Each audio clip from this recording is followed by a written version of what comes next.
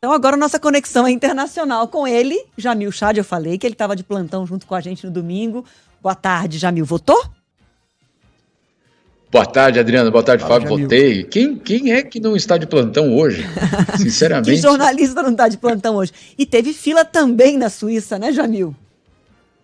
Teve fila na Suíça, teve confusão na Suíça, teve início de briga, teve a polícia suíça sendo chamada, enfim, coisas que, né, você pode imaginar, Adriana, para um país que tem 4 votações por ano para referendos, plebiscitos, etc., obviamente eles estão acostumados com a eleição, mas enfim, aqui fora, eu estou ainda na zona eleitoral aqui em Genebra, que foi muito bem, não repetiu, teve fila, claro, mas não teve as filas, por exemplo, registradas em Zurique com mais de 3 horas de fila, ou em Lisboa, em Roma, em Paris também, mais de 3 horas. Aqui em Genebra, pelo menos, a fila andou, não houve, em algum momento sim, uma fila maior, principalmente no início da manhã, mas depois foi um dia relativamente tranquilo em termos de fila.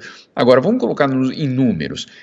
O número de brasileiros votando no exterior mais do que dobrou entre 2014 e agora 2022. Então, é um número bastante significativo, quase 700 mil brasileiros registrados para votar. Não são todos os 700 mil que vão no dia da eleição às urnas, não acontece exatamente assim, mas pelo menos são 700 mil registrados para votar. Vamos ver até o final do dia quantos serão de fato. Agora, o que aconteceu? Em alguns locais, e isso foi informado pelo Itamaraty, houve uma redução das sessões eleitorais em comparação a 2018. Isso porque em 2018 o Itamaraty tinha montado um esquema em que várias das sessões eleitorais em cidades onde não tinham consulados brasileiros eram destacadas para lá. Então você tinha, por exemplo, no norte da Itália, novas sessões fora das cidades onde os consulados estão estabelecidos. Dessa vez isso não aconteceu e, claro, o resultado em alguns locais foi essa lotação, basicamente esse número significativo de espera, do tempo de espera. Isso também foi importante. Em outros locais, o dia foi marcado por uma questão de segurança. Lisboa, Paris, Roma, Londres tiveram de incrementar a sua segurança justamente com o risco, ou pelo menos ameaça, de que poderia haver algum tipo de confrontação entre diferentes grupos de brasileiros no exterior. Aqui na Suíça não era o caso, mas não sei se vocês puderam acompanhar, eu inclusive mandei aí para os nossos companheiros Band News TV, os vídeos que eu fiz justamente do início de tumulto, literalmente tumulto aqui na frente da sessão onde eu estou, entre bolsonaristas e eleitores do PT. E a polícia teve de intervir, chamaram novas viaturas, então até agora, basicamente, monitorando a situação. Para uma cidade pacata como Genebra, você imagina que isso não deve ser como, vamos dizer assim, extraordinário. Foi notícia, né? Quebrou o sossego.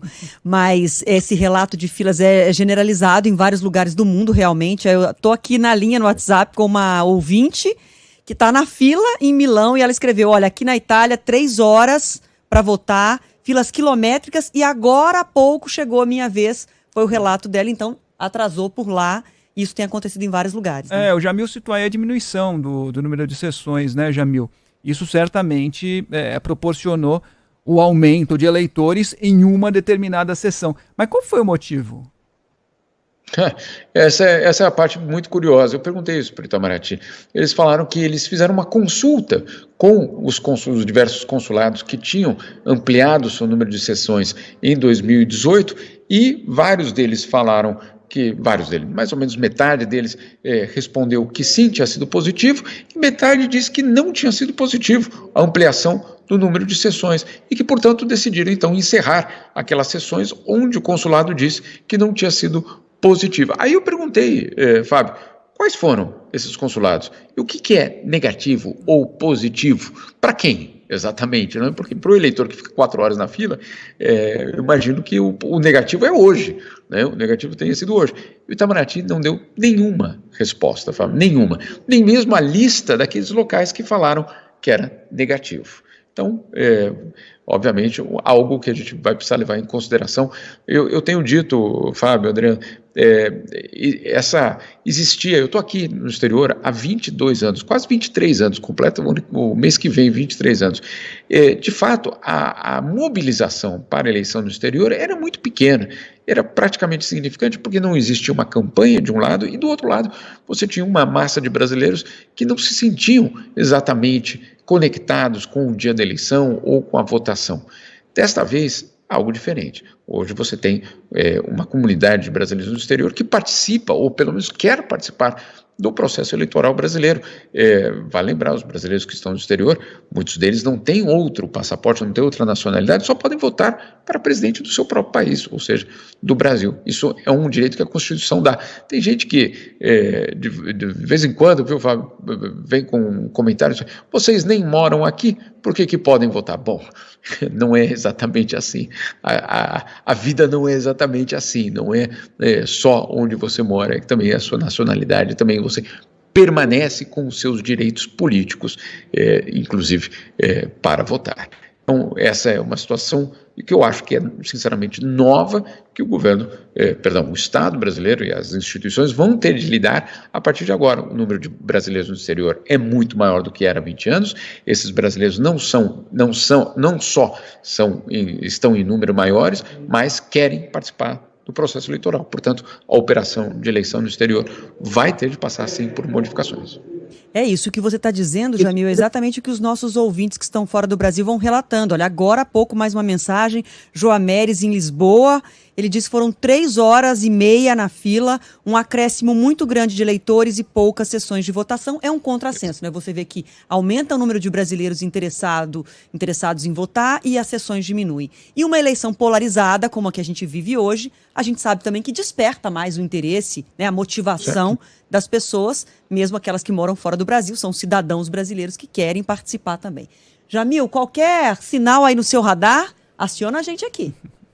Queria fazer um alerta, um alerta importante. Tem muita gente recebendo nos grupos de WhatsApp resultados falsos das eleições no exterior.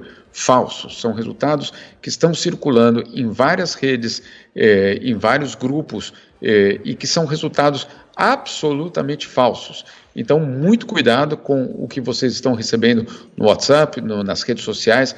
Tentem verificar, façam uma pergunta óbvia. Qual é a fonte dessa informação?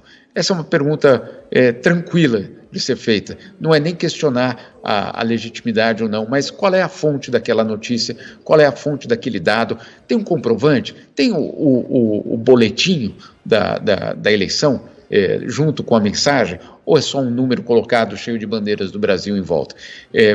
Digo isso porque, de fato, eu tenho recebido muitos relatos, praticamente ao longo aí das últimas horas, relatos amplos, inclusive, com dados absolutamente falsos, Adriana, de todos os resultados na Europa, pelo menos os da Europa, entre o que os consulados estão divulgando e o que essas informações estão sendo passadas, há uma discrepância, eu não diria marginal, mas profunda. Tá certo, Jamil, bom alerta, porque totalização com números oficiais valendo só a partir das 5 horas e sob o comando, a coordenação do Tribunal Superior Eleitoral de Brasília. Obrigada demais, Jamil. Perfeito, bom dia, muita sorte aí para todos nós. Valeu, Jamil. Valeu.